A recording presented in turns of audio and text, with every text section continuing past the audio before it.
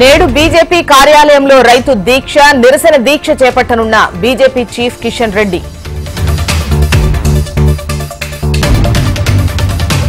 నేటితో ముగియనున్న ఎమ్మెల్సీ కవిత CBI custody. కవితను rows avenue కోర్టులో హాజరుపరచనున్న సీబీఐ. ఇవాళ ఓటరు నమోదుకు ఆఖరి రోజు. ఓటు హక్కు రాని వారు దరఖాస్తు చేసుకోవాలన్న ఎన్నికల అధికారులు. నేడు కేసరపల్లి నుంచి జగన్ బస్సు యాత్ర ప్రారంభం. గుడివాడలో జరిగే బహిరంగ సభలో ప్రసంగించనున్న ఏపీ సీఎం.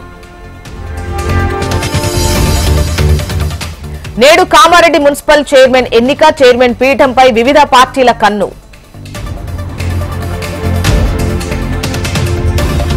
జగన్ పై దాడి ఘటనకు సంబంధించి ఆరా తీసిన ఎన్నికల సంఘం. రోడ్ షోలో భద్రతా వైఫల్యాలపై చర్య తీసుకునే ఛాన్స్. ఏపీ సీఈఓను కలిసిన వైసీపీ నేతలు. జగన్ పై దాడి ఘటనకు సంబంధించి నిష్పక్షపాతంగా విచారణ జరపాలని కోరిన నేతలు. జగన్ పై చంద్రబాబు ఆగ్రహం. ఏపీ సీఎం దళిత ద్రోహి అన్న టీడీపీ అధినేత. తెనాలిలో పవన్ వారాహి యాత్ర. రోడ్ షో నిర్వహించిన జనసేనాని. రాష్ట్రాన్ని 10 ఏళ్లలో సర్వనాశనం చేశారన్న షర్మిల. ప్రత్యేక హోదా కోసం బాబు జగన్ పోరాటం చేయలేదని విమర్శ.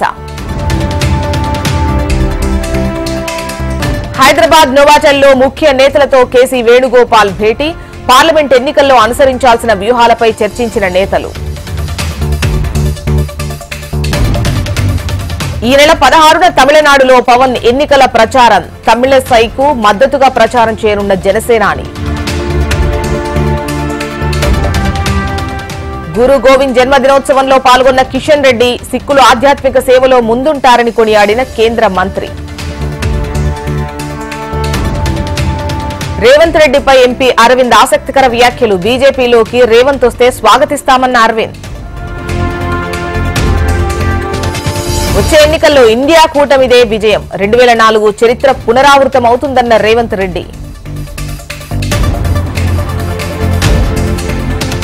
వివాదంలో చిక్కుకున్న జనగామ మాజీ ఎమ్మెల్యే. భూ వివాదంలో పోలీసులకు ఫిర్యాదు చేసిన సొంత పార్టీ నేతలు. 4 స్తంభాలపై బీజేపీ మేనిఫెస్టో రూపొందిందన్న బన్సూరి స్వరాజ్. మోడీ మాటిచ్చారంటే చేసి తీరుతారన్న ఢిల్లీ బీజేపీ లోక్సభ అభ్యర్థి. మైసూర్లో మోడీ ఎన్నికల ప్రచారం. భారత్ ఇన్నోవేషన్ హబ్ గా మారిందన్న ప్రధాని.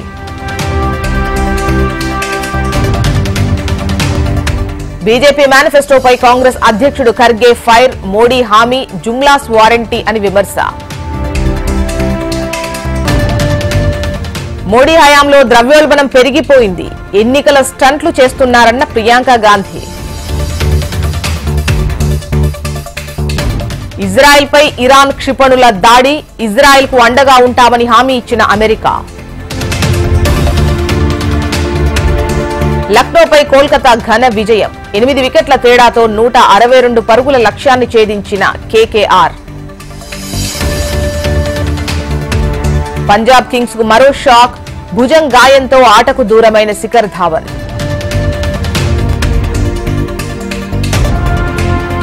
ఐపీఎల్ మ్యాచ్ లో Chennai super kings victory. Mumbai Indians పై 20 పరుగుల తేడాతో గెలుపు.